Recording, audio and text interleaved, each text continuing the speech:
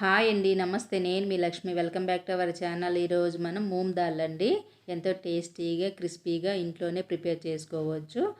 ఇలా చేసి పెట్టినామంటే మనం ఎప్పుడు కావాలంటే అప్పుడు తినేయచ్చు. ఇది స్టోర్ చేసి పెట్టుకున్నా కూడా ఉంటుందండి, 10 రోజులు నిలువ ఉంటుంది.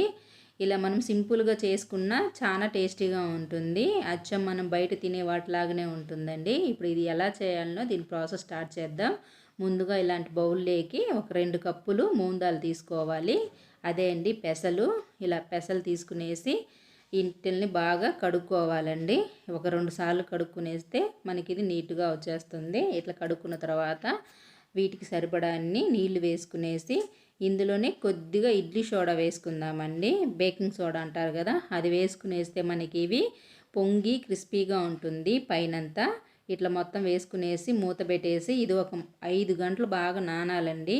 ఒక 5 గంటల తర్వాత చూపిస్తూ ఉండాను మీకు. ఇది ఒక 5 గంటలు నానితే మనకి బాగుంటుంది.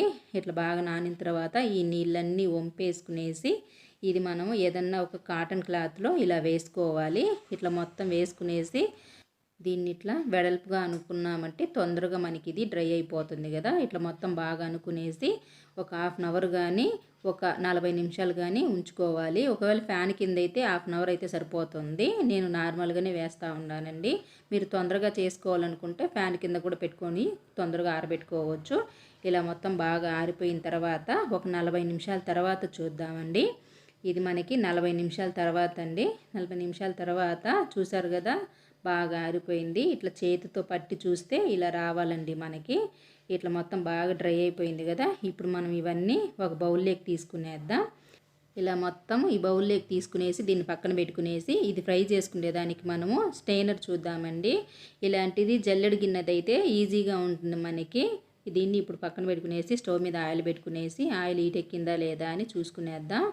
ఆల్రెడీ కొంచెం ఈటెక్కిందండి. ఇంకొకటి వేసి చూస్తూ ఉన్నాను, ఈటెక్కిపోయింది కదా. ఇప్పుడు మనం ఈ స్టెయినర్లోకి కొద్దిగా పెసలు వేసుకునేద్దాం. వేసుకునేసి దీన్ని కొంచెం కొంచెంగా వేయించుకునేస్తే సరిపోతుందండి. ఇలా అయితే మనకి ఈజీగా ఉంటుంది.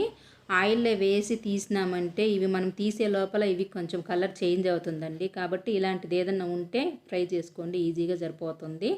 ఇట్లా మనకి నూనె అనేది బబుల్స్ లాగా రావాలి. అప్పుడు ఇవి మనకి బాగా ఫ్రై అయినట్టు. చూసారు కదా, ఇట్లా బాగా ఫ్రై అయిపోయిందండి.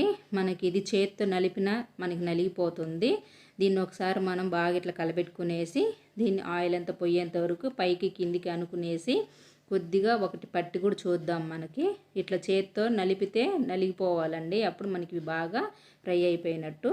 దీన్ని ఒక టిష్యూ పేపర్లో వేసుకున్నామంటే ఎక్స్ట్రా ఆయిల్ ఏదన్నా ఉన్నా కూడా వచ్చేస్తుంది కదా. ఇట్లా మొత్తం తీసి పక్కన పెట్టుకునేసి దీన్ని స్పూన్తో ఇట్లా వెడల్పుగా అనుకునేస్తే ఆయిల్ అంతా మనకి ఈ పేపర్కి అంటుకునేస్తుంది కదండి. ఇట్లా మొత్తం బాగా అనుకున్న తర్వాత ఇంకొకసారి కూడా మీకు ఫ్రై చేసేది చూపిస్తాను.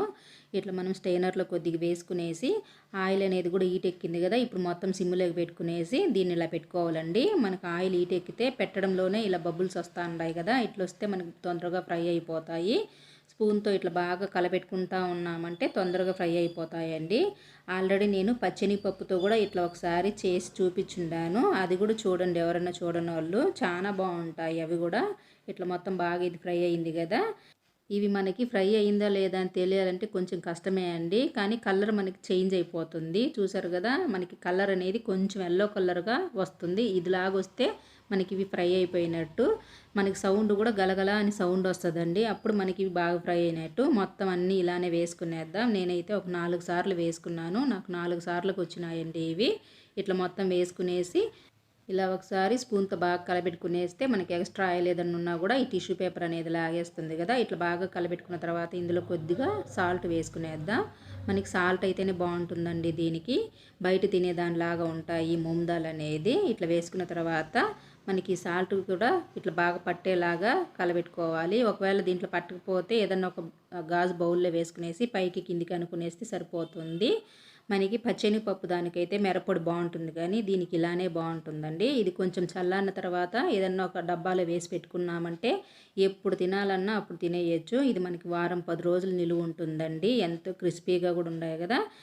ఈ వీడియో కనుక మీకు నచ్చితే లైక్ చేయండి, షేర్ చేయండి. మరిన్ని రెసిపీస్ కోసం మన ఛానల్ని సబ్స్క్రైబ్ చేసుకొని పక్కనే ఉండే బెల్ ఐకాన్ని క్లిక్ చేస్తే నేను పెట్టే వీడియో మీకు నోటిఫికేషన్ వస్తుంది. ఇది మీరు కూడా ఒక్కసారి ట్రై చేసి మీకు ఎలా వచ్చిందన్న విషయం కింద కామెంట్లో ఖచ్చితంగా షేర్ చేయండి.